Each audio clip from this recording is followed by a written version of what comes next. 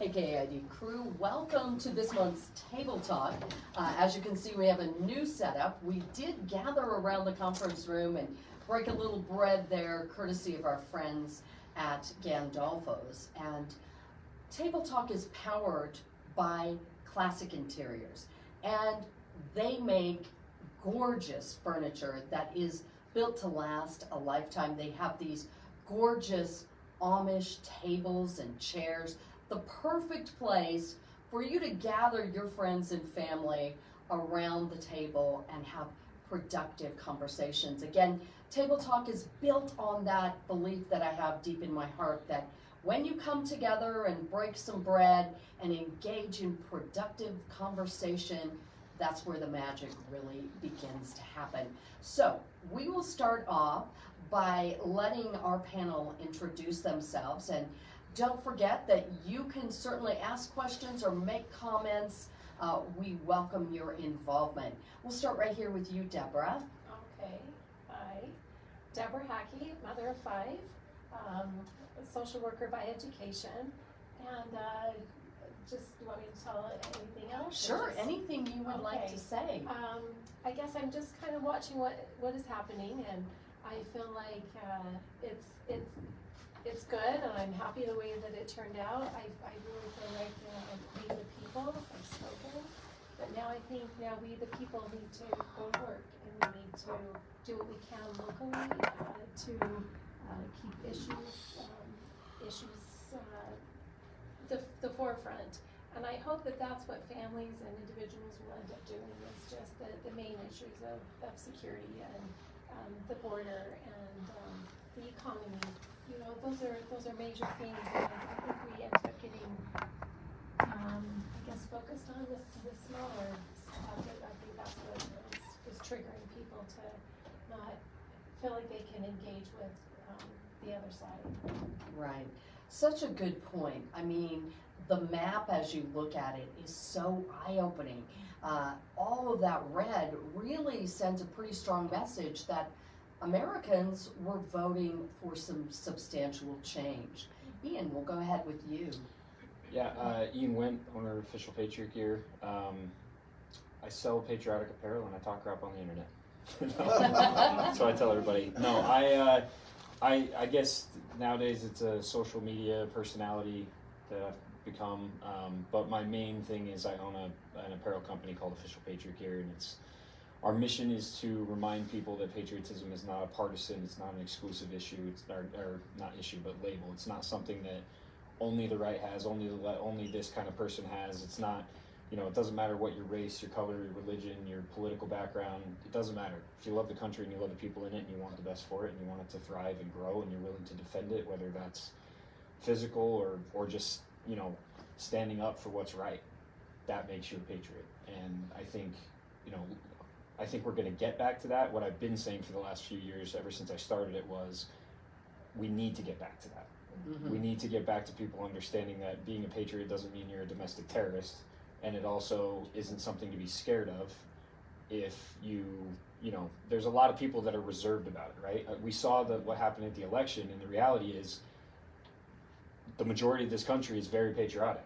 The majority of this country are patriots, but they are afraid to be patriotic. They're afraid to be outspoken about it because of the stigmas that have been placed on that label. And so our mission is to remind people that those stigmas don't exist, that they shouldn't exist, and that we are trying to crush them. So that really resonates with me, because one of the things that KID crew, you hear me say often, is that there are certain issues that are not partisan issues. They're human issues that affect all of us.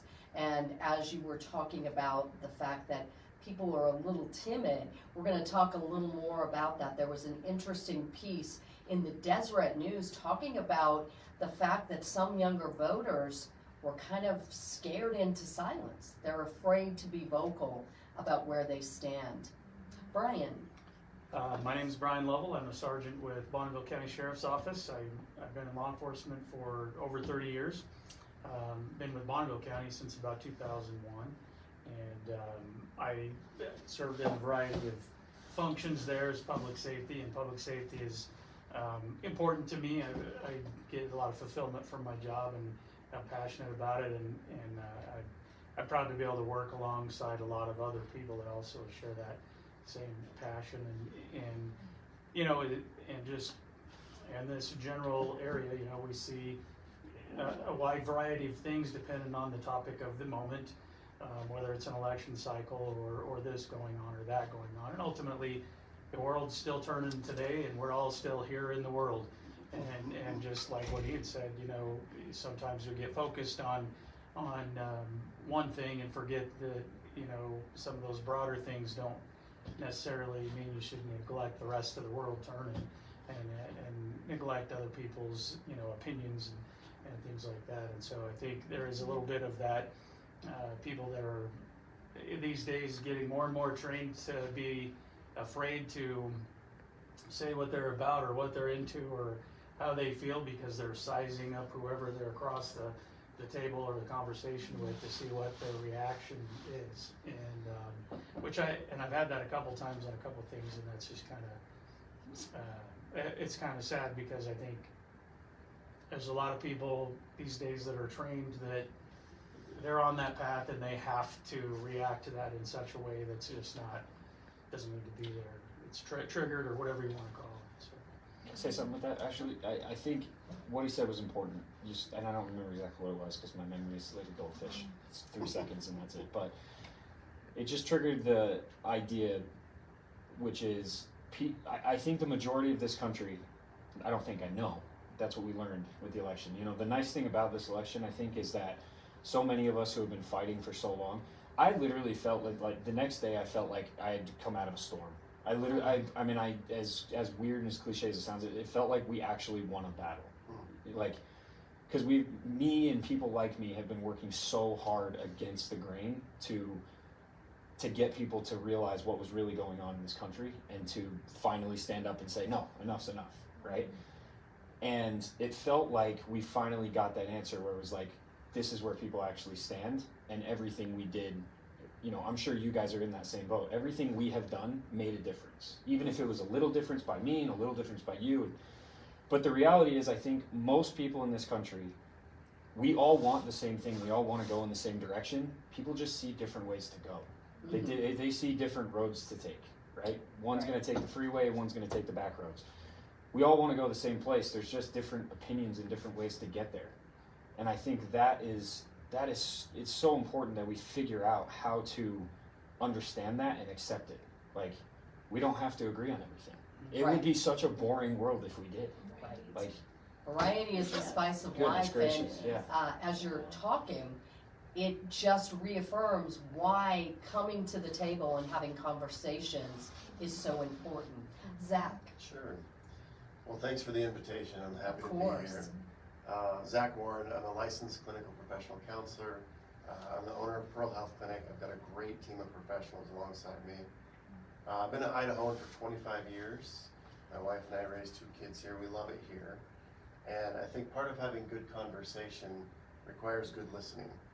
And I loved your passion, your energy, what's coming out of you.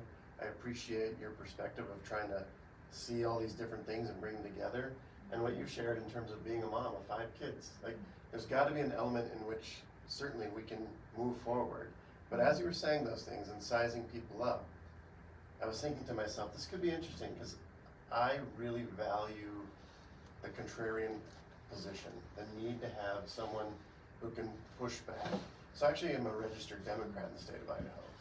Not necessarily because I agree with a lot of what's going on in the Democrat Party, but I think there's got to be people who will push back against that and say there might be something for you to consider. So as you talked about sizing people up, I'm going, I wonder how that's going to be received in this room right now. But it really isn't policy. It's more just kind of taking that, wait a second, maybe you need to look at another perspective. Well, and you know, Zach, that is part of what I strive to do, is bring people with different perspectives together to the table so that we can lean in with curiosity and find some of that common ground. And I think that sometimes people have this idea in their mind that other people's opinions are contagious, and if I get too close, I might catch that. But it's okay to lean in and learn more about, as you were indicating, these other points of views and see what might be positive somewhere in that. You don't have to co-sign on somebody else's opinion. You don't have to change or water down your passion to be willing to have the conversation. So, I'm so happy that you're all here. One of the things that we've seen post-election is families deciding that they have to draw this really hard boundary, and they're uninviting members of their family. In fact, Fox News' Jesse Waters announced that his own mother, after President-elect Trump won, uninvited him to Thanksgiving and said he could come over on Black Friday. So Was it his mother or his mother-in-law? That's important. He said his One of them mother. he's going to be happy. He said his Well, mother. looking So for a reason all The along. mother-in-law, he's like, yeah, he said it was his mother. So, and we're hearing other stories. The View talked about it a lot. Oh, that's okay. Don't expose yourself to people that have dangerous views. And for me, that just sounded the alarm once again, that we've got to have these conversations. So I'm just going to throw this out there. When you hear this idea that the results of this election are dividing families, what comes to your mind? Well, I think it just seems like we always say, okay, we're gonna have a get together, but we can't talk about two things. And one of them is religion and one of them is politics. And those are two of the most important things that we should be having conversations about. You're so right. And so why don't we be able to sit down at Thanksgiving and at Christmas and be able to share different ideas? I think that would be so important. So I wish that those two topics could be we could have more conversations about them. It's my opinion. I actually think they are. I think they are becoming more of a popular topic, but the reason why I say that is it's because I think one of the most important things for people to understand, and I'm willing to be challenged on this, but I believe that the legacy media is being exposed for what it is, and it's controlled. And even Fox News, like, let's just be honest, so everybody understands too. I don't consider myself a Republican. I don't consider myself a Democrat. I am very much like an independent constitutionalist. I just think I am just centered on what America's been built on, what America should be, and I can see both sides.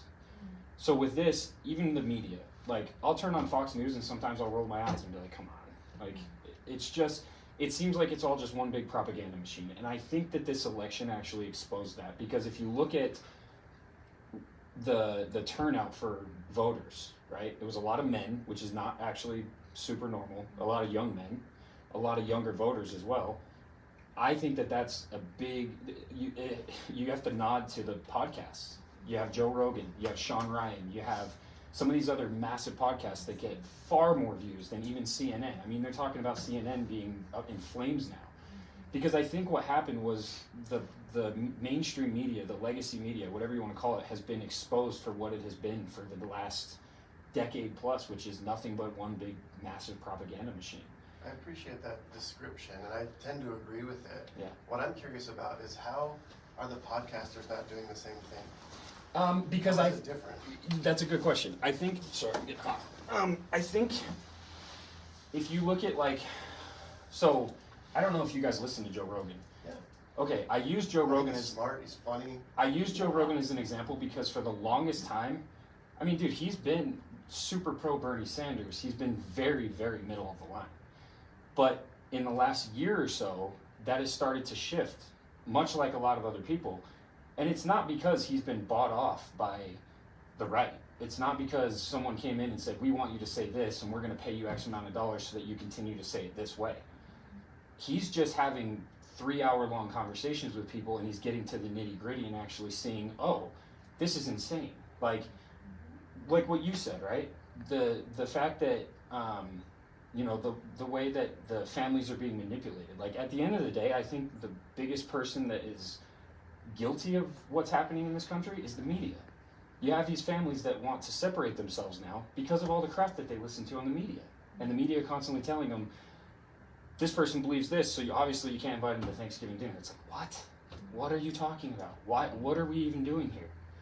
But then you have these podcasts that are exposing that for what it is. And even to the point where, you said you listen to Joe Rogan, so he's had multiple episodes now where they have talked about how videos have been doctored, how audio's been doctored, all this different stuff that most people would never know unless they listen to these podcasts, right? Because the mainstream media doesn't talk about it. And I'm not just talking about CNN. I'm talking about Fox. I'm talking about every single one of them. I think what you're highlighting to me is we want to trust the person we're getting our information from.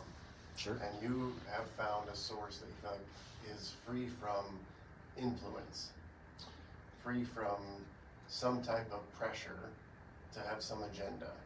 And you found that in podcasters. Is that what I'm hearing? I think that's partially part of it, I think that's part of it, but I also think it comes down to, because it's like, I don't know Joe Rogan, so I don't necessarily trust him, but I would say what it comes from is he's had, I don't know, 100 episodes with different people, not just one person, but different people, and they're all saying the same thing. So at what point do you have to say, wait a second, this person's not a Democrat, this person's not a Republican, this person's a libertarian, this person's a this person's a that. They're all saying the same thing. Mm-hmm. Joe Rogan is not the X factor. It's the guests. The guests are the X factor. And the fact that someone like Joe Rogan is having people from all walks of life, actors, celebrities, athletes, politicians, military, intelligence, like everybody, and they're all saying the same thing across the board. So at what point do you look at that and say, this is probably more trustworthy than the same 3 talking heads that say the same thing over and over and over and over and over for hours on end? And quite frankly, it seems like brainwashing. You know, Jimmy Fallon, KID News Radio's own Jimmy Fallon, is definitely someone that I would say is driving conversation in a really positive way. I mean, he doesn't fit into one box, and he wrote a book on canceling, cancel culture. So I think, I kind of liked what you said. I think individuals get what they're looking for from a source, But you're right. I mean, podcasts are becoming really, really popular. And I love what you're saying about Joe Rogan, but does he have his own agenda as well?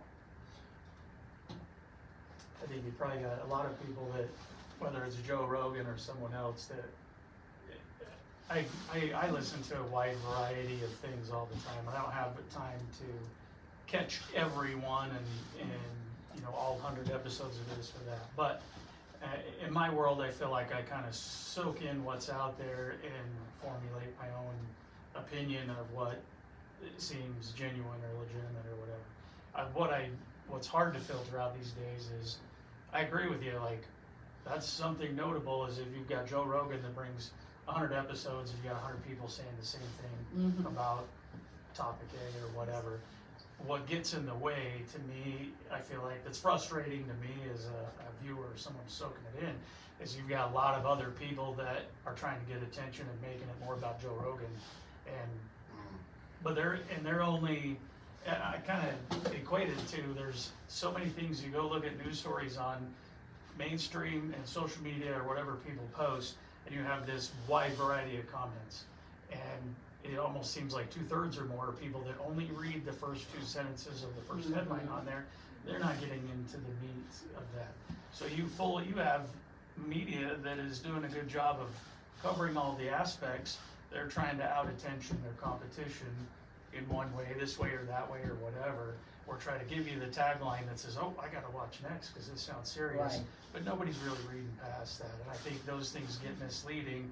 People make it about the wrong thing instead of about the 100 people that are seem genuine and saying the same thing. And I think that tends to discount someone's legitimate opinion, and it discounts unfairly, I think, what they know and their facts, and then people just, I think for all 100 of those people, they're saying the same thing. Each one of them has 100 people interpreting that 1,000 different directions. Right. And so that's probably one reason why I kind of soak it in from a lot of different areas, and I question it, and I'm skeptical of things, and then I'm like, just my life experience and things I've seen, formulate my own opinion and judgment, and like I don't feel like I would do that in a way where I'd say, well, family, you can't come here and do this.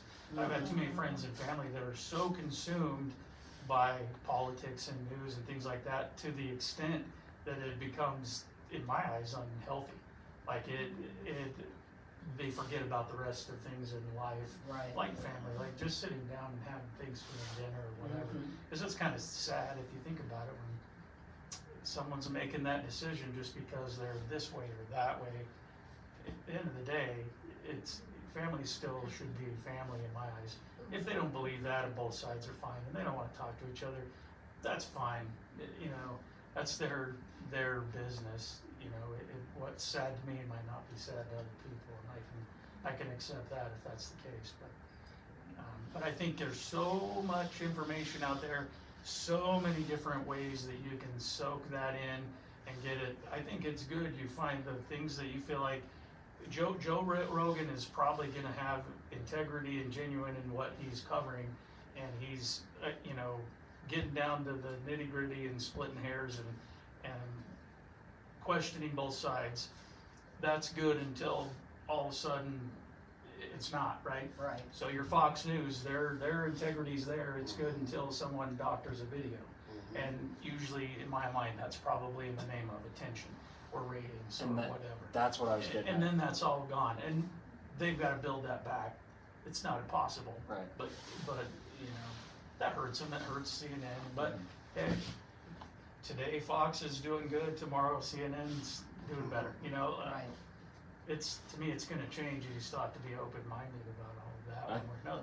And that's ultimately what I was getting at when I was saying that I think the legacy media is exposing themselves for what they are, because, and saying that it's one of the biggest issues I think we have. Like, the people that should be held responsible for some of the craziest mental illness that exists in this country, I believe, is the legacy media. I think it's the people that are constantly pushing out those messages of these people are dangerous, these people are a threat to our democracy, these people, it's constant. And so when I say, and I agree with what you said about Joe Rogan, about how it can be made about him, and that was also kind of my point with you, when I said it was about the guests, because I don't believe it's about Joe Rogan. I'm not trying to put Joe Rogan on a pedestal, but in the same breath, you have the legacy media that as soon as Joe Rogan started to even show a hint of the fact that he was supporting Trump, or the fact that he was anti-COVID, right, or any of this stuff, right?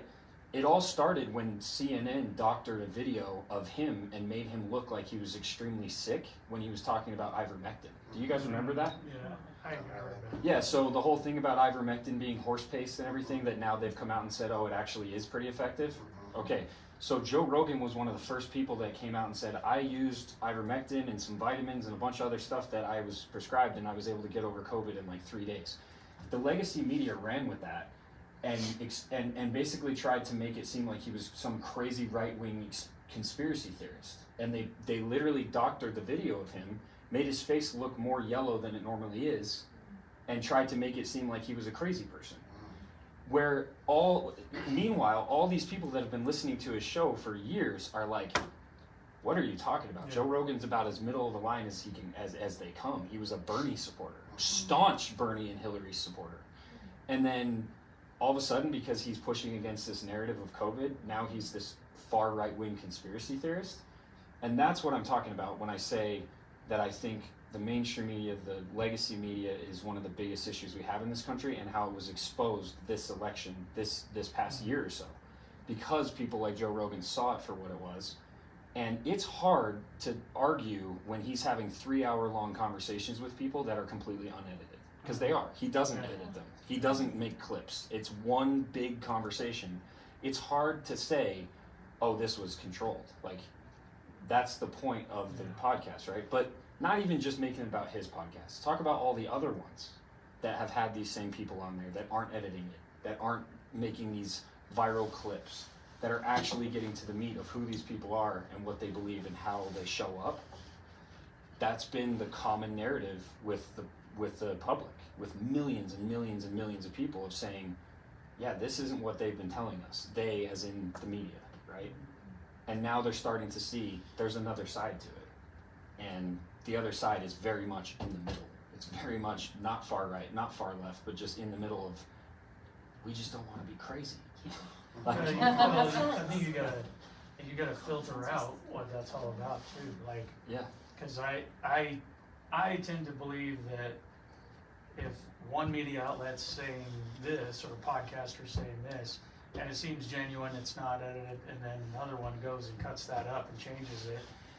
Well, if the topic, what they were saying was opposite of that, they would have cut it up and changed it the other way. Because to me, it feels like the competition is just in it for the attention. Sure, they may be leaning more one way or the other, their political agenda there. End of the day, to me, it's, I've got to out attention Oh, for the sure. other guy. It's a fight for outrage. And it's more about that, which Yeah. to me makes it, it's business, and it's business, and it's fine, it's legitimate, until it's ridiculous. But it's like making, that, but it's right? making the business about Yeah. outrage. It's making it about people's outrage. Yeah, It's and how that's- pissed off can we get the public to be about X, Y, and Z. Yeah, and cause and that's why you have effect. this. Cause and effect affects everybody, public safety.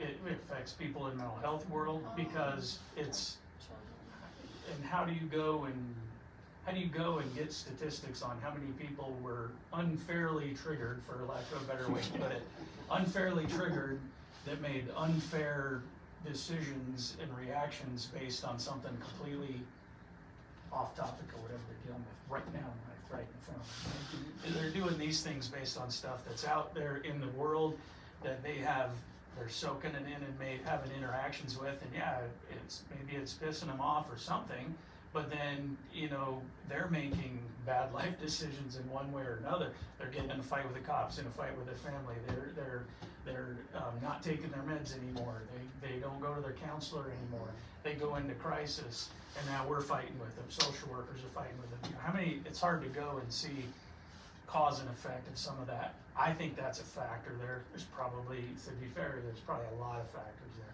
But I think you're exactly right. There's some factors there that in the name of out attentioning or getting more business than the competitor, we're cause and effect, causing more problems in other ways that affect everybody else in the world that those people don't have to deal with.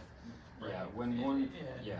So it's hard, it makes it hard to go and it makes it hard to go out and say what's objective, unbiased news reporting, journalism, it makes it, and then people will get empowered to do their own, and now you got people on there like, well, so-and-so said that the hospital's on fire, so it must be true, and clearly I'm at the hospital and it's not on fire, Right. But we get people just melting down in 1,000 different directions over over little things like that, based on bigger, broader world topics out there. Well, and I think you nailed it when you said unbiased, because I think that's ultimately what I'm trying to get at is, I don't think there's any such thing as unbiased media anymore.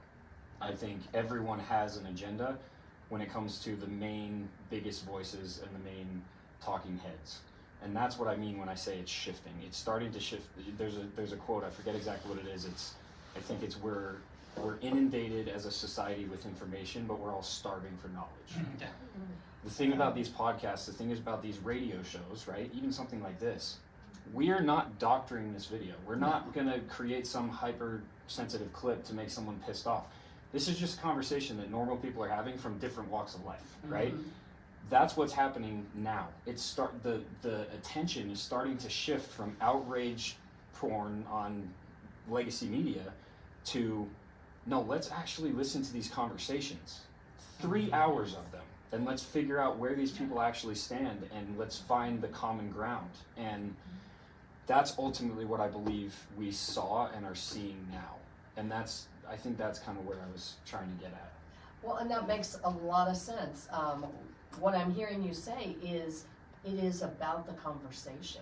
And that's why we do this, and that's why I think we have to make those efforts to have the conversations. And like you said, Zach, part of that is listening, being willing to try to hear the other side. Sometimes it seems that with that outrage that you're talking about, people are listening to respond rather than just listening to understand. So I think that that is a trend that we're gonna see more of, and that's something, I mentioned KID News Radio's Jimmy Fala's book, the Cancel Culture Dictionary, an A to Z guide on winning the war on fun. That's something that he talks about, is taking some personal accountability and not choosing to be offended at every little thing. Trying to sometimes maybe meet people with grace, give them the benefit of the doubt. Debra, as you're listening to all of this, what's going through your mind? I just, there was a while there, well, I stepped back to COVID, and I was doing some research on the masking, because my husband is on the school board, and we were masking these young kids. And so I just started to do some research, like common sense. And I posted something on Facebook, and it came back and it said misinformation. This was 4 years ago. So that's what opened my eyes to, wait a minute, what's the agenda? What's being pushed? And I didn't like that. And so I just started to search, and then I felt that I could listen to a variety of different conversations and personalities, and put it all in the back burner. And then I had to just come up with those thoughts on myself, or for myself. But it was the restriction of conversations that seemed like was out there, and that, oh no, if you have that opinion, you can't say that. You're not allowed to voice that. And that's what I didn't like seeing. And I felt like with this new president that was elected, I feel like that has been lifted from us, that we're able to have open conversations and have there's not an agenda that's being pushed, and if you don't agree with that agenda, then you don't have a right to say that, and you're disinformation, and you're blocked. I don't ever want to hear that word again. Disinformation, misinformation. Who has the right to say what my opinion is based off of the science that I had discovered, and then for someone to give me that opinion? That's not right. You might have a different opinion about that, but let's both have a conversation and not. Just shut me down. That's what I felt. So that's what I feel has lifted, and that's refreshing for me. What a frustrating experience. Yes. Holy smokes. Yes, because I'm a social worker by education, and I saw that, and I'm like, well, wait a minute, how come we're doing this? So that was wrong, in my opinion. So but I felt like I could voice that opinion. Well, and part of what I'm tapping into, what you're sharing in terms of the ability to speak freely, the ability to share our opinions and our thoughts. And I think that we're all better off when we can effectively challenge our own leadership. And I have been one of the most vocal challengers of my liberal colleagues.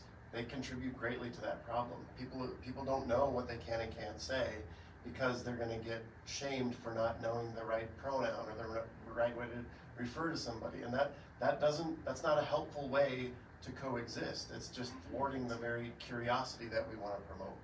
We can ask questions, we can be curious, and not have to do it the right way every single time. So I think that's part of the contribution. I do find it quite problematic. I do love freedom of speech. I love this country. I appreciate what you were talking about, the ideals. And when you've got a president-elect who has very poor control over his tongue, that filters down, and that hurts a lot of people. And I think that is something that he needs to be called to task on. His policies might be great. His personality, he's just rough around the edges. No, I mean, you name call people repeatedly. That's on purpose. And that's a weapon. And that's weaponizing language the same way that the liberals do it to tell you to shut up. He does the same thing by shaming people. So everybody's accountable in that regard. But people don't always recognize you're either, my people don't do that, you right, people do right, it. yeah. And the other side is like, no, my people don't do that, your people do that. Right. And at the end of the We day, all do it. the rest of it's back going, everybody does it. Yeah. Like, we're all probably guilty of it Yeah. to some degree or Yeah. whatever. I've had the best description I've had of that is someone told me recently is they liked President Trump, they liked what he did in the previous term that he was in there. They just wished he would be more presidential. Yeah. Like, sure, And I'm embarrassed to admit, I think but he's funny sometimes. I will admit that. but to me, He's an entertainer. and in my mind, like, there's so many spinning wheels of things and government and stuff going on. One guy can't. One guy can only affect so much of that, and so you can't get overly focused on some of those things, I think. and be effective. You still have to pay attention to what's important now. You know, But in order to do that, you really, and I appreciate that description, I'm not putting it all on one person, absolutely. You have to have the ability to emotionally regulate yourself. And I think that's part of the challenge when you think about being inundated with information, access 24/7. We are needing to slow down as a culture and as a human race, and to be able to regulate ourselves, get in nature, do grounding, find ways to say, I'm going to turn this off for a little while. And that then allows you to regulate yourself so you can listen in my better. world, we call that a tactical pause. Sometimes you have to Yeah, have a tactical sure. pause. My word, Yeah. You just have to take a meditation. breath and get That's- oxygen in I- your brain so it'll think, I- you know. I've always said that people talk about how money is the root of all evil. I think expediency is the root of all evil. That's a good point. We've gotten to a point where people want everything so fast, no matter the consequences. Name it. I literally think of anything in the world right now, everybody wants it faster. And that has caused a massive, massive societal problem in the fact that it has created emotional reaction versus thoughtful, what's the word I'm looking for? Discourse. Yeah, discourse or, just response versus reaction. We're gonna melt down And- over this, instantly melt Yeah. down over this, And it's, when otherwise if we had time to take a breath, yes, Yep.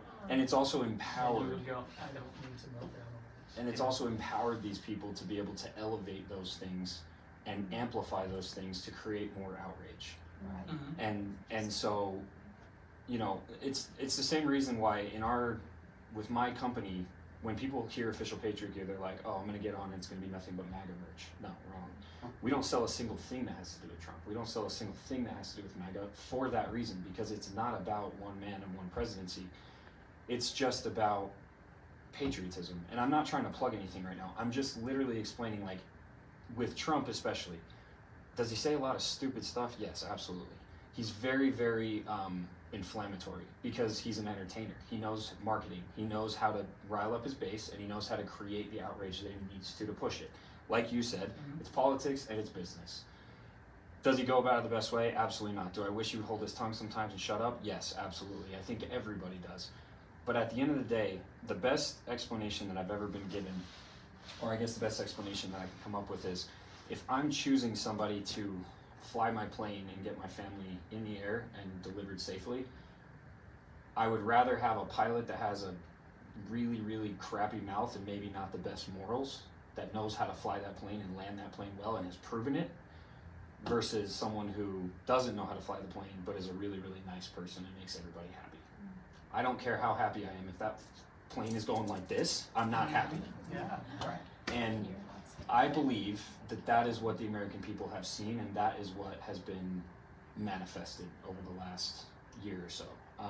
People started realizing this plane is shaky, and I don't care what this guy is saying. Like, I just care the fact that he can hold that stick and make sure it stays steady. And I think that is ultimately what people are getting at. But do I agree with you, the fact that he doesn't deliver it the best every time? Absolutely. The guy can shut up. But that being said, what I'm more concerned with, and I think what the American people are more concerned with, is the fact that we need to get a better foothold in our foreign policy. We need to make sure that, and this is something even where I say that I'm not necessarily far right, far left, whatever. Like, when you talk about something like the border, I'm not a veteran.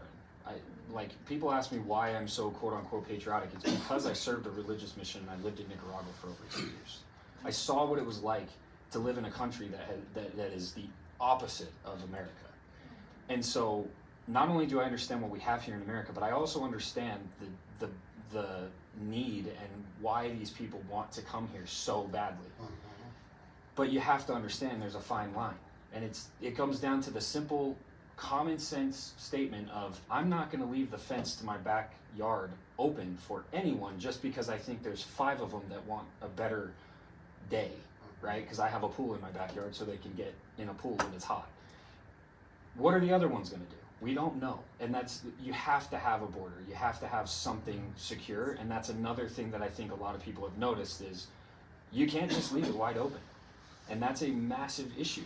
Now, should people have the right and the ability to come and experience what this country has to offer them? Absolutely, but do it the right way.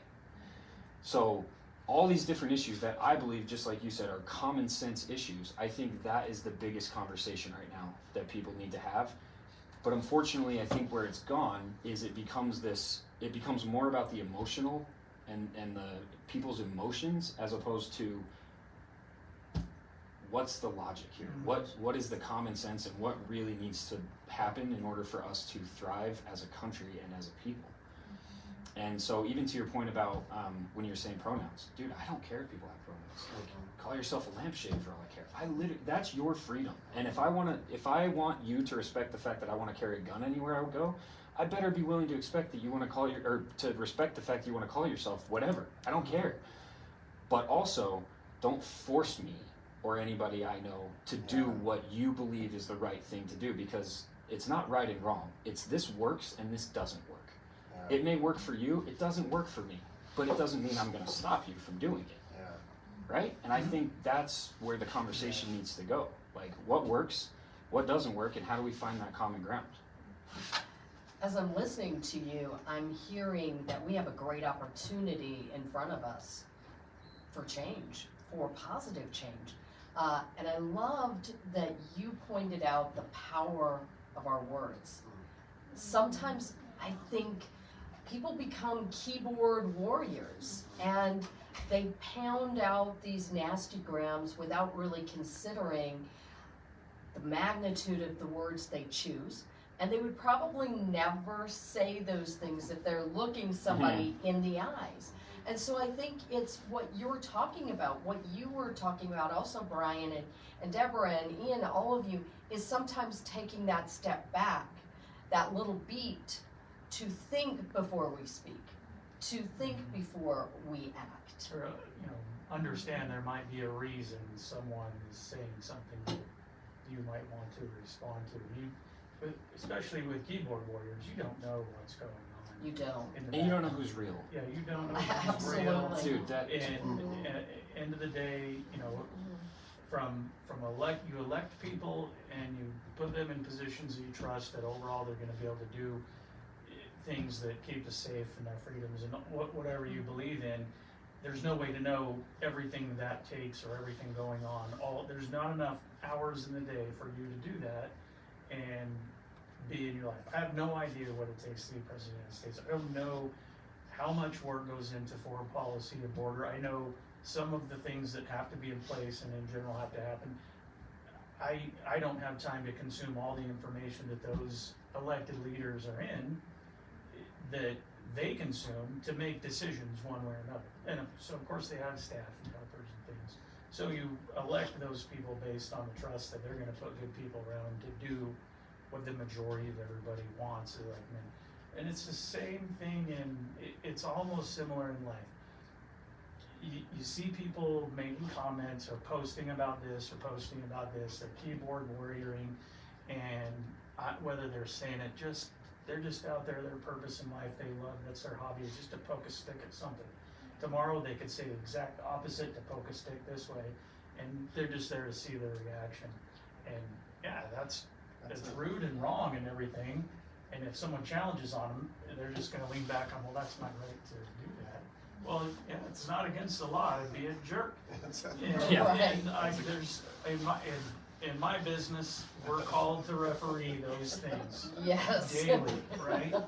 It's happened probably 5 times since we've been in this conversation. We're called to deal with conflict, and someone will make it more than what it's really about. And at the end of the day, I can't tell person A that I can do anything about person B being a jerk. If they want to be a jerk, they can be a jerk. As long as they're in their square doing it and not violating the rights of your square. And vice versa. What typically you find is everybody's got a piece in that because you get competitive and you want to win.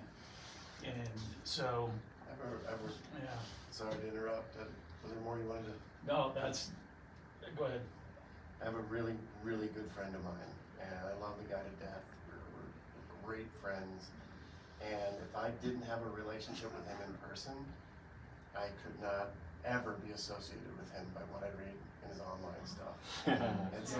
It's so fascinating to me that because I know him, I'll read it and I'm like, oh, I know where he was coming from, And I want to use that to illustrate, I think, think about can we get together at the table and have the conversations? And I think you made the comment about too much emotion, and I think America is both, and I think we got to make room for both in our world, and that starts by choosing to have relationships with people, by engaging with them, sitting next to them. I've never sat by you in my life, and I'm enjoying this immensely. The energy that you're bringing, the curiosity that you have, the passion that you have with that whole being censored thing. I get that, and you're choosing to do this, and so I think it's figuring out a way to have meaningful relationships that then becomes the foundation to withhold the space for the differences. I think. Yeah, and even just going back to what you were saying in the very beginning, to kind of pull this full circle, right? We were talking about how there's families that are literally not meeting with their family members because of different political things. The other thing I think is really important to remember is these amplified voices do something that is really insidious, and that is they make it seem like the 2% is the 98%. Yeah. And that causes both problems, right? Because the fact is, most people, the grand majority of people in this country are not stopping their family members from coming to dinner.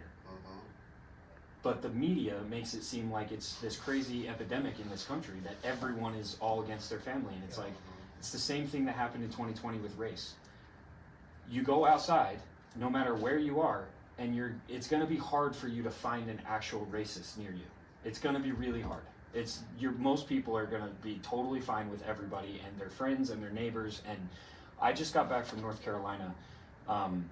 We were doing disaster relief for about 2 weeks, on and off. And what I can tell you is no one, and I mean absolutely no one, is asking someone what color, race, religion, sexuality, political belief they are as they're shoveling mud out of their now destroyed house. Yeah. Nobody is asking the question as they feed their fellow community. And it's unfortunate that it takes a natural disaster for us to realize that we're all we actually have and that everything else is just lies. That's what's important. But right that now. is what's important, and that's where we need to get. But like I said, I think that's why my focus has been so much on what I think is really the culprit, is the fact that the media has created this outrage and it's made it seem like our country is completely divided. But we are not. We are not divided, and we just proved it. The majority of people want the same thing, and that is just the best for our people, the best for our country, and what we believe will get us to a place where America can be safe for our kids and healthy, and we have to remember that. And I think, even like you, with what you experienced with COVID, the narrative in 2020 was that if you were anti-COVID, you were a domestic terrorist. Right. I can't tell you how many times I've been called a racist and a Nazi and a domestic terrorist, and I'm like, wait till you find out I'm a Mormon dad with 2 kids in Idaho. Like, just wait. It'll be pretty ridiculous for you. But like, that has been the problem, right?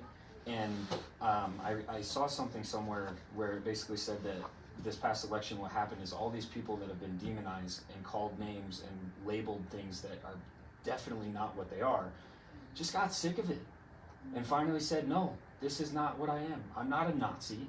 I just don't believe that we should have completely open borders and millions of people flooding into the country. And I'm not a domestic terrorist. I just believe we should have the ability to defend ourselves in case the government, because the best argument for that, for example, right, for, we're just jumping into all of them, but gun rights, right?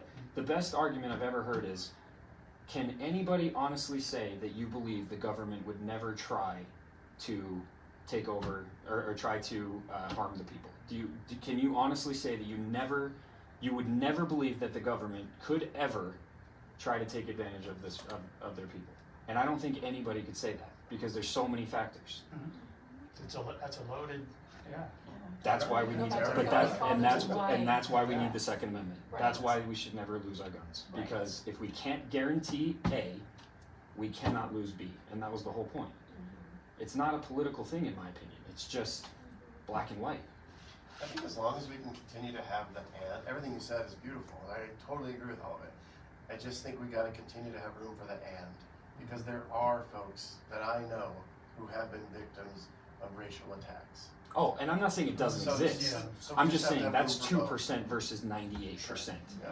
That's all I was saying. I definitely believe you, and I know Important piece people of that too. is But that this is like speculation ends up becoming opinion in the wrong way, and then people I think get afraid to back out of it. Well, I'm already 50% this way, 50 steps down this path. I'm all in. yeah, I can't change my mind now because that's Yeah. embarrassing, right?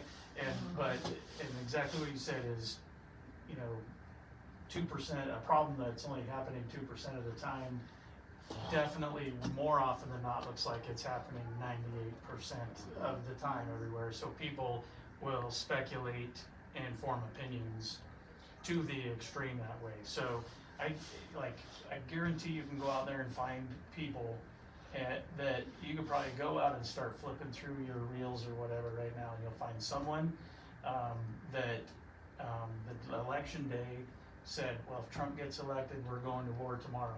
And you can keep flipping and you'll find someone that'll say the same thing if Harris gets elected, tomorrow we're going to war. So we're in, and to me that's all that speculation. Another reason why I soak it in from a lot of directions and try to educate myself and make my best guess that way. And I'm as guilty of speculating things as anybody, but you recognize, I think hopefully people recognize in life that you can speculate things the wrong way and go, wait a minute, did I really think this was more than it really was? Because I see it all the time dealing with the media. I talk with the media a lot for things happening in the sheriff's office. So we have some critical incident or thing, then you see people start commenting, initially, oh, what has become of Idaho Falls? What have we turned into? This is just getting so bad here, so bad here. And I'm thinking, well, the only thing relatively close to what we just had happened 5 times in the last decade, right? But all of a sudden people that haven't been here for more than 2 years think that this is happening daily. Well, right. okay, you get so consumed in people going off of that, and then you step off in the wrong direction. There's a lot of factors in that, but it's easy for people to forget that, hey, we're seeing something that caused this problem, and wherever we're seeing it makes it look like this has just got to be stopped because it's everywhere, because tomorrow we're going to go to war. Right. And it's like, come on, think about it. Think about what you're really predicting here, what you're saying. Think about all the other things that would have to happen for that to just instantly happen today. And Is it I agree possible? with Maybe. you guys I don't know. for sure. I think the majority of people see that common ground, and the majority of people are good neighbors. But I also agree with you, Zach. I have had a front row seat. I have seen the ugliness of racism and discrimination. And even if it's only 2%, I think that we have to do a better job of holding space for those people who know that ugliness, because it can be really alienating when everybody is annoyed and says, it doesn't really happen, you're playing the race card, you're making a big deal. But if it happens to you, then it is painful. It probably feels like it's happening 98% of the time. And Right. I agree with you. You can't if it's only a 2% of the time problem, you can't downplay it or disregard it. Because It'd be it's like still saying painful. we're acceptable with 2% murder rate or whatever. We're not acceptable with any murder rate at all. And but It's the both. It's both. it's that there's balance, a fine right? balance in that, Yeah. and I think that's where, again, we understand that balance, right? But when you bring it to the media and it's all they talk about 24/7 for weeks and months and years on end, racism, it's about balance. It's about understanding, yes, we need to hold space, but we don't need to amplify it to say that America is racist, because America is not racist, and Republicans are not Nazis, and liberals are not socialists or communists or whatever. Like, there's nuance to everything. This is what There it is. becomes is just because we are all white people in the room, we're automatically racist. Yeah, no, exactly, and that's a big, and that's a big thing too. It's like, and that's what I mean is this whole amplification of these narratives have unfortunately created that idea in society, or those ideas in society, where it's like, You know, there are places legitimately that believe that my little boy, by the time he's 4 or 5, if he's a little white boy, he should be taught about racism like that because he's inherently racist. And it's I'm like, not sure if that, I think what we're hoping for is to make sure that's what I'm saying, it's those, extreme. yeah, but those who are experiencing it, I think it comes down to, can we walk a mile in somebody else's shoes? Sure. And I'll tell you, I will share this. Sometimes I'm kind of like that undercover agent, because people will look at me and they'll think, you have no, they're surprised. But then if they see my family photo, they're quickly going to understand that I have had a front row seat for the ugliness of racism. I have witnessed my grandson being called the N-word at Blackfoot Reservoir. Mm-hmm. And so, you know, and I remember that, and it was so outrageous to me and my younger son. He was just so upset. And what was deeply disturbing to me is that my grandson looked at me and he said, "It's okay, Grandma, I've been called that before." You know, and that's where I think we have to get. How do we balance it? Because I agree with you. We don't want to make people feel like they're a racist. But you know what? We prove that we're not a racist by the way that we treat other people. I think that's what it comes down to. But I do love that you brought that up, because I think it opened the door for me to share that. Just because racism isn't happening to you, just because it's not in your neighborhood, I promise you that it is happening, even right here. And Gandhi says we should be the change we wish to see in the world. So how do we hold space for those people who are discriminated against more times than you might imagine? Because that gets old too. It really does. So I love, what do you think we can do to not escalate the problem, but to not ignore those people who are victims of it? I think it starts with, I mean, all of these issues, I believe, start in your own home. It starts with your family, and then it starts with your community, and then it goes from your community to your town, and then from your town to your city, and then from the city to, and that's the way it should progress, right? I look at, I'm not from Idaho, I'm from upstate New York. I grew up in upstate New York my entire life until I was 18 years old. I was a minority in my high school for a lot of reasons. I was LDS, I was white, there was a lot of kids that were from the city or whatever, and it's like, I never looked at that, ever, not once. And if there ever was a situation where that arose, I was taught from very, very young age, you don't see color. Like, they're just people. They're just people of a different color, and they're from a different place, and they're from a different, like, it wasn't even a thing for me or anybody around me. Now, I experienced it, but because of the way that I was raised in my home, I stood up for that when I saw it. Just like I your had- grandson. Yeah, He said, "It's okay, Grandma," and Yeah. that's where it's, and if I was in that situation as a kid, I can already tell you, because I have been in that situation, I stood up for my friend who was being called that thing because I knew it was wrong. Right. And it's like, that's why I think it starts in our home, and but it's like, it's that balance again, right? Because when I hear people say, well, you can't say you don't see color because you have to see color. Why? Like, I understand the importance of understanding different cultures and different people and everything like that, and it's not that I'm disregarding that. I'm not disregarding the fact that people are different colors and different races and come from different places. But the more that we amplify the color over the person, that causes more issues. It causes more problems, and quite frankly, it's racist.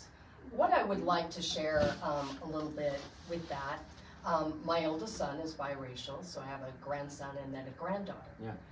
And I know that when people say, I don't see color, I'm colorblind, it's meant from a good place.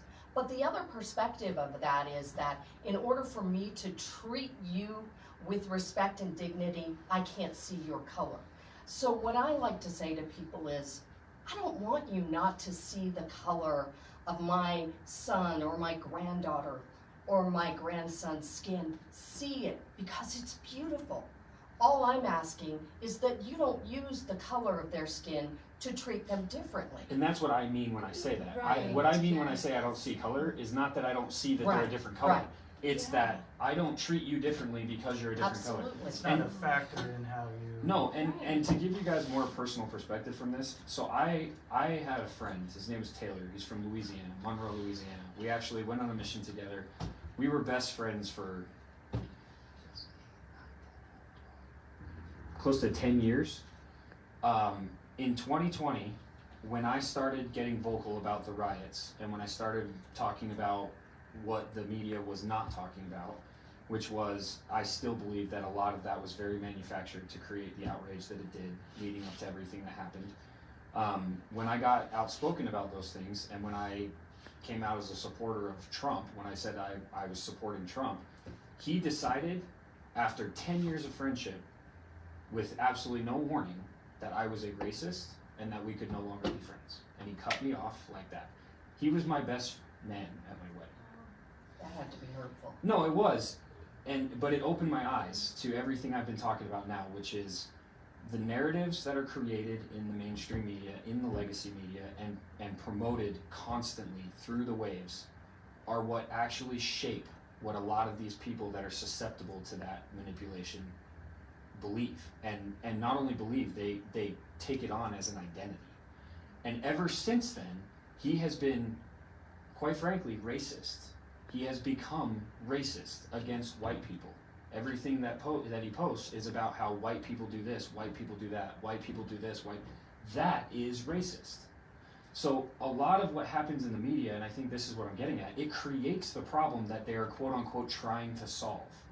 And I think that that's a very calculated thing, because it makes it easier to control people, it makes it easier to control results, it makes it easier to create and have an effect on society.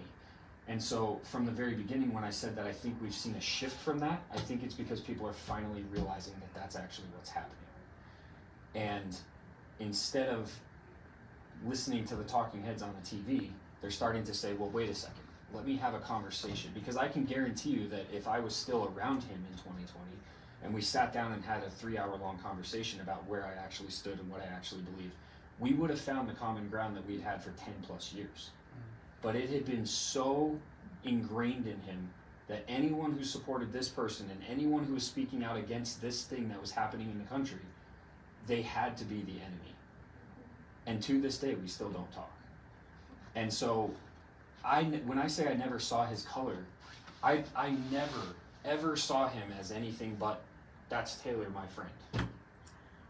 And that's beautiful. And what you're talking about kind of goes back to what we're seeing right now with families not being able to deal with those political divides. I'd love to ask you, Zach, how do we find that balance? How do we not escalate the issue but still hold space for those who are feeling some things that are unfair? That's a great question. I think one of the things we do well as counselors, other people could learn well from. We are very comfortable asking hard, intimate questions of people. They come to us often in pain that they want alleviated, and so we dig in. I consider it a sacred space. So I think being comfortable asking hard questions starts with genuinely being curious about other people and their views. So I think curiosity is a huge part of it. And then I go back to what I said earlier about being able to regulate yourself when you hear an answer that might conflict with your own view. That allows you to sit in that space with them, hear it, and not contradict it right away and escalate the thing that whatever it might be. So I think curiosity, hard questions, and personal responsibility for your own responses, your own emotional regulation is a big part of it. The power of questions, I talk about that on the show a lot. You can get to the heart of issues when you ask those tough questions. And sometimes the toughest questions are the simplest because they require us to dig a little deeper. Debra, as a mom, what comes to your mind as we're discussing all of this? I'm not on social media a whole lot, but my daughter was in town this last week, and she's 24. Heard from a friend, or her friend had posted some a lot along the same lines as what your friend had said, and so I saw this drain from her, and how do I respond to this? And so it's a real thing, but I think it comes down to just knowing who you are and not letting other people have an influence on your character. You know who you are. She knows who she is.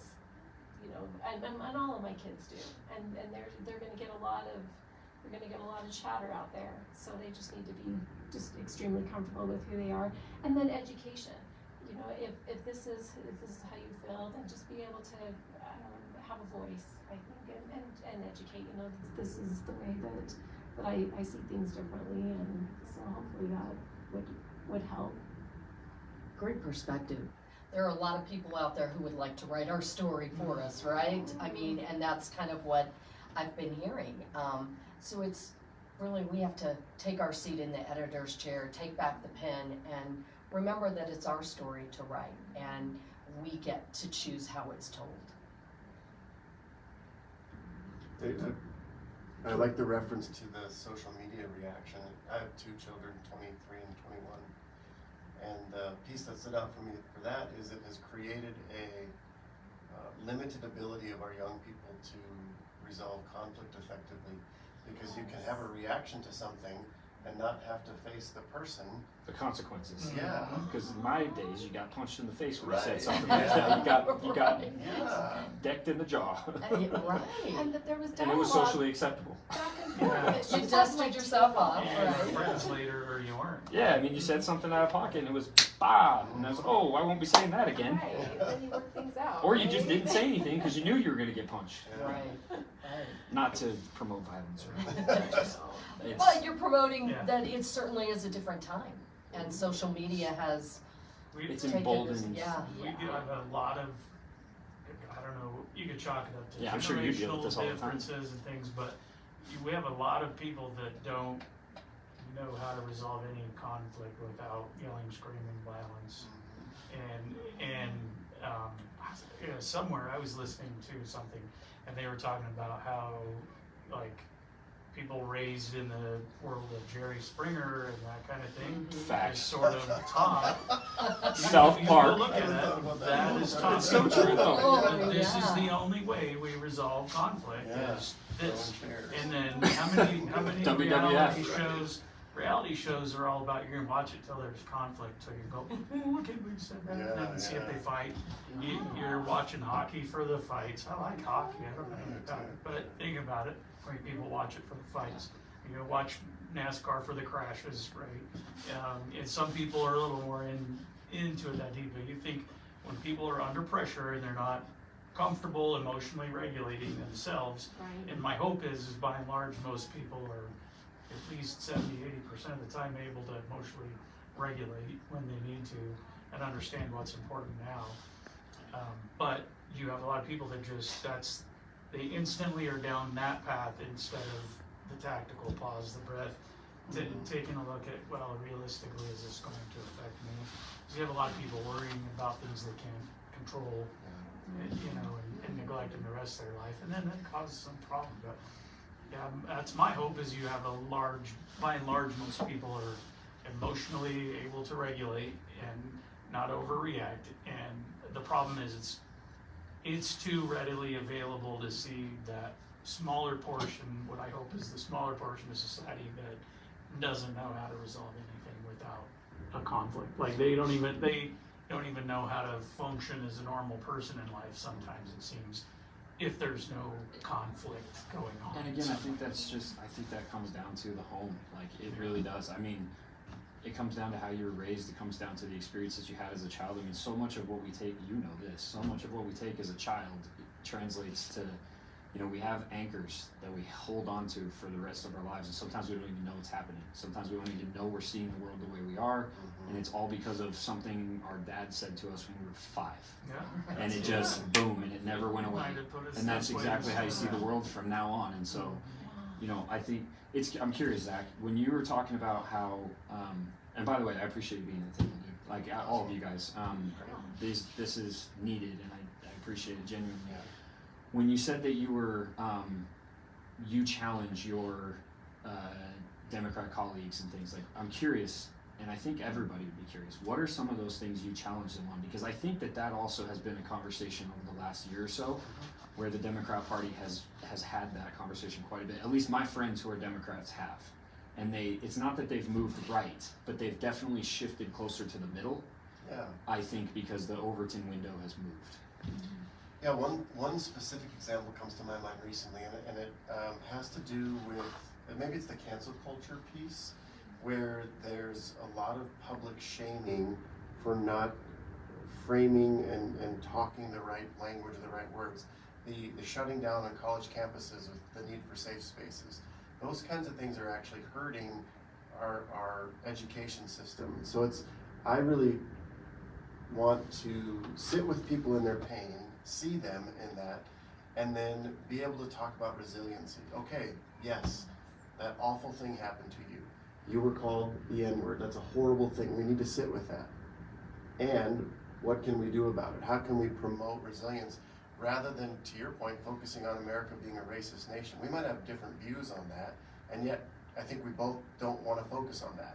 How do we move forward into something that's more unified? That's the point. Is this a problem with the small amount of people involved, or is I don't it even know. bigger than I don't even know that? if that's what he's saying. I think he's saying we could both. He might believe that it's with a lot of people, and I might believe it's with small people. But the point is, let's just not focus on racism. Let's focus on the fact that we all have to live here, and like, let's not focus on the negative. Let's focus on the positive. Let's bring the positive to the top and try to push the negative to the bottom. Is that what I'm hearing? Yeah, I mean, everybody is looking for hope. Yeah. And I think that's what you're highlighting, and that's kind of where I've been challenging people. You can only sit in that space for so long until you're gonna end up just staying there, or your view is gonna be changed so completely that you're gonna be out of touch. And I think that's what happened. And I see, and that's the thing. This is where I'm telling you that we have way more in common than we think, because I agree with this, because cancel culture on both sides, quite frankly, is ridiculous. Right. Even when the right comes after someone that is, like, the one thing that I cannot stand is when a company speaks out against Trump and the right comes at them and says, nope, we need to cancel this whole company because they're not pro-Trump, blah, blah, blah. And it's like, no, you're doing the same damn thing that they're doing on the other side when they come after Kevin Hart for saying retard 20 years ago. Yeah. Like, or saying the word, can I say, I can't swear, I'm not going to swear, but can I say slurs? I don't want to say it. Say the I'm N. with you. It's not the N word. Yeah. The F word. It's the F word, but not the swear word. I know. Okay, so, but all the comedians that have said that word 15, 20 years ago when it was Jerry Springer time, and we used that word like, you're an idiot, right? Smear the Queer was a football game that we played, and the queer was just a moron. Like, it was Like, just the person with the ball. Someone that's 20 years old watching Blazing Saddles Yes, now versus yes, someone that yes. watched it when they Yes. were 20, when it was brand new. Or watching Rush Hour. Go watch Rush Hour. That movie would have been canceled Which is like a that whole today. lot, that's even a whole lot more modern. than Right, Blazing but that's the kind of Saddles stuff that I'm is talking example. about and I get passionate about, because I'm like, this is so dumb. Cancel culture has ruined us Well, because... you and I use those. I don't know if we're close in age or not, but 37. close enough. You're an old millennial. I'm a young Gen Xer. Okay. You and I use those words amongst our peer group. Yes. Those words are now being used in public spaces, and this is where words matter. So for you to use it in a private space has far less impact. Right. And the Democrats are trying to police this big space of language, which I don't think is helpful. No, it's not. Yet, we do want people to recognize that there's a time that that's hurtful. And I agree. I have, you know, one of my executives has 2 special needs children, and I said the word retard all the time. It was just like common language for me. It wasn't meant to be offensive. It was just, I just grew up with that. It was like me saying, you're an idiot. Yep. And the amount of times that I slipped on that, and she would call me out and say, hey, please don't say that. Like, I have respect for her, and so when I'm with her, I don't use that word, because I know that it offends her and her kids. But at the same time, it doesn't mean that when I'm with my buddies, I'm saying it like it's the word and. Like, it's just, and so I think there's a balance, but the problem is our society in both sides, both political parties, in everything has gone to this place of like, if you say something I don't like, even if you're with your friends, even if you're in a comedy show, we need to cancel you, end your career, destroy your family, and destroy everything you own. And it's like, And that makes no sense. Looking for So something to exploit distracting. in that way to get attention to them. And the Right. misinformation, disinformation thing, They're like, in the attention quite business. frankly, I believe that's a censorship tool. Oh, me too. That's all Right. it is. Yeah. It's just a way to censor us, and it's not right. And the censorship and the cancel culture thing is such a huge I think issue. the reason people do it is, I think it's more to out attention other people, to go viral, to get attention for, doesn't matter. We've seen it a Because few different times. That's it's all, to me, it's yeah. all the attention business. I am gonna take this thing, blow it out of, exaggerate it. I'm gonna use this to step off of something and make it a big issue, when maybe it is only an issue with you and your family, and you have this understanding, you know what I mean? There's a really To good me, book it's about that. to me, it's being in the attention business and going viral, and I think so much people are trained in that direction that the only thing, they don't even recognize if they're even gaining anything tangible out of it. The only thing that they want to attain is attention. Like, that's the only thing they get out of it, and they get off on the attention. And then what happens to them emotionally, their emotional intelligence, when all that goes down, because it only lasts for 15 minutes of fame, or however long you want to call that. There's a really good book about Yeah. that called The Chaos Machine.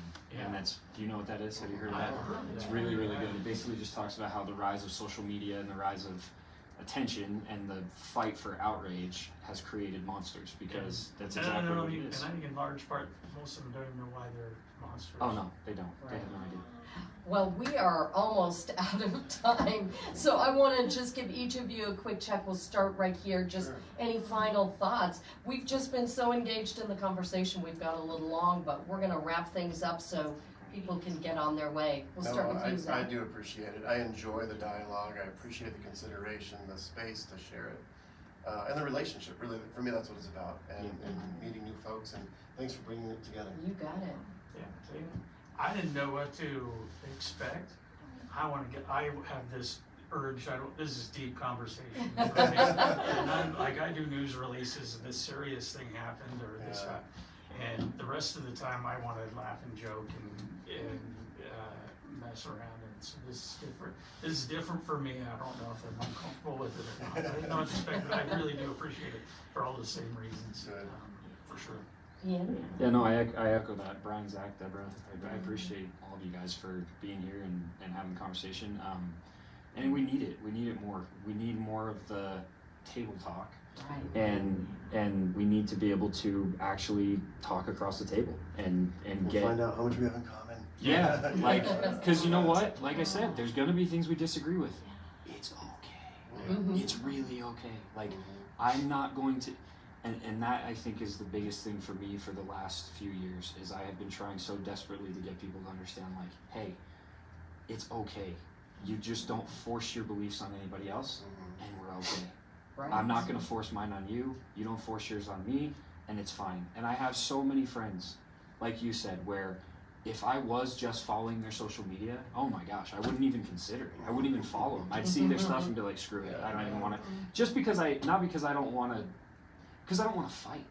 Right. I'm so tired of fighting people. It's exhausting. When someone comes in my comment section on social media and just goes off, I'm like, block. I don't even know who you are, but I have no desire to fight with you. Right. But if they come in and they say, hey, what do you think about this? Could I DM you? Because I have a different opinion. Oh, all day. Yeah. Open the door wide open, come talk to me. Because I have friends that, like you said, social media, but I know them as a person. And so when we have conversations, it's okay, it makes sense. Like, anyway, so I think we need it more, and I appreciate you having me. Oh, you got it. And Well, Debra? and I just echo everything, thank you. Yeah, just relationships and conversations, and it's okay to agree to disagree. Absolutely. Well, thank you all for being here, KID crew. Thanks for tuning in. And thank you to our sponsor, Classic Interior and Gandolfo's, for the food. Have a great day, everybody. Awesome. Thank you. Awesome, thank you guys. Good job. I gotta run that out. Okay. Or you didn't make you late, too. No, I'll get it covered. Don't worry. Okay. Thanks. All right.